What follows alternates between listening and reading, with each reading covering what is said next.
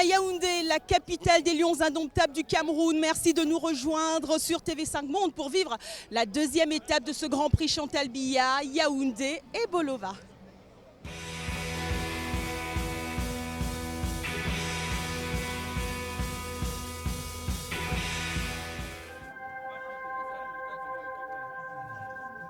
Place du boulevard du 20 mai, les coureurs à la signature. Les 13 équipes sont bel et bien présentes pour en découdre durant 155 km 300, le parcours le plus long de cette 15e édition.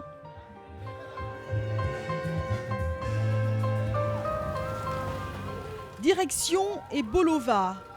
Et très vite, l'équipe du maillot jaune décide de prendre les commandes du peloton. Michael Rem se cale bien, mais Suisses et Camerounais font le show des attaques. Des attaques très vite avortées. Et puis le Burkina Faso s'en mêle avec Salifou Yarbanga qui part. Après ces mésaventures d'hier de panne mécanique en panne mécanique, l'étalon veut sans doute ici rompre le sort.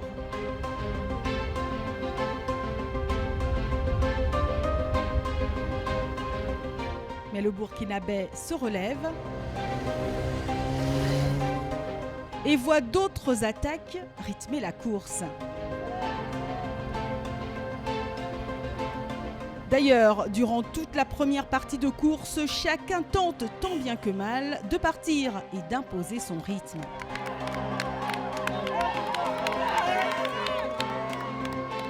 Un rythme que suit le peloton maillot jaune à vive allure.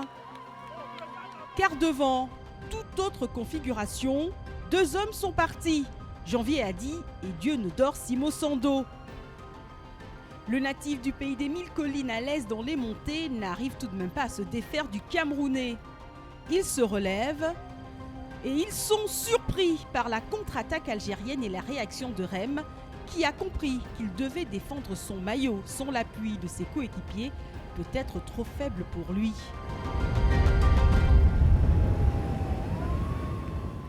Adéran Mansouri se relève. Michael Rem continue d'être aux avant-postes de la course.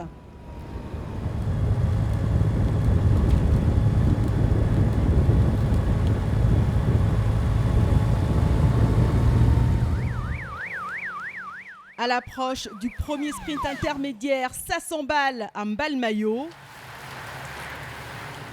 Simo Sando, le Camerounais, attaque et franchit le premier la ligne.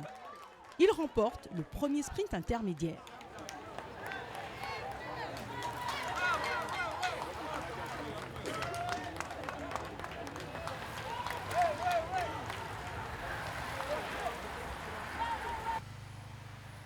Après une première partie de course sans répit et rythmée par de multiples attaques et contre-attaques, le calme semble être revenu dans une luxuriante végétation.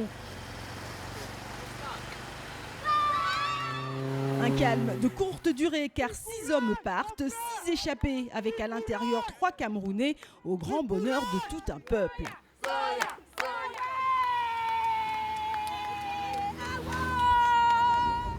Trop esselé, l'Estonien se bat pour conserver son maillot jaune, mais il ne pourra rien face à Clovis Abosolo qui aura profité de la dernière bosse pour mettre tout le monde d'accord.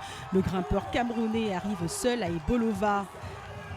Et contrairement à ce que pense son coéquipier Michael Rem, perd son maillot jaune au grand bonheur du président de la fédération, Honoré Yossi. Je suis ému. C'est une très grande fierté pour ma nation. Une très grande fierté pour le cyclisme camerounais.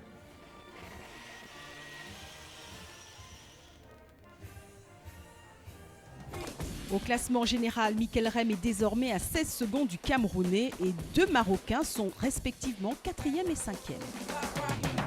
Après ce joli moment pour le Cameroun, place à une autre émotion, la rencontre avec le peintre Mboko.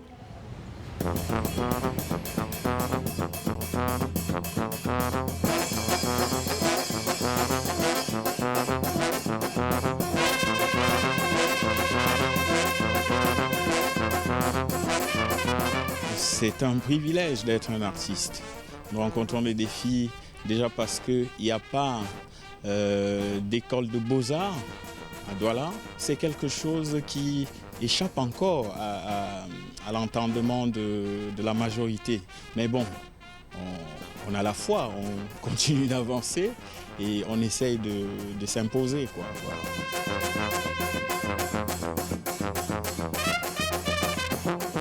Je m'inspire de mon environnement.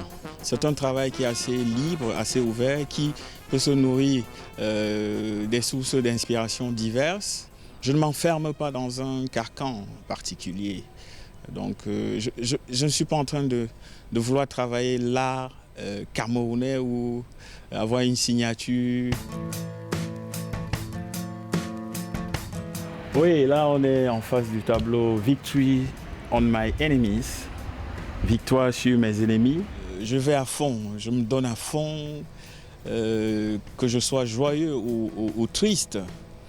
Mais je sais que quand on a beaucoup de défis, ça augmente l'adrénaline dans le corps et puis ça nous permet de dépasser certaines limites sur le plan créatif. Je ne rêve pas de devenir riche ou milliardaire, non, simplement exister à travers mes œuvres et voilà.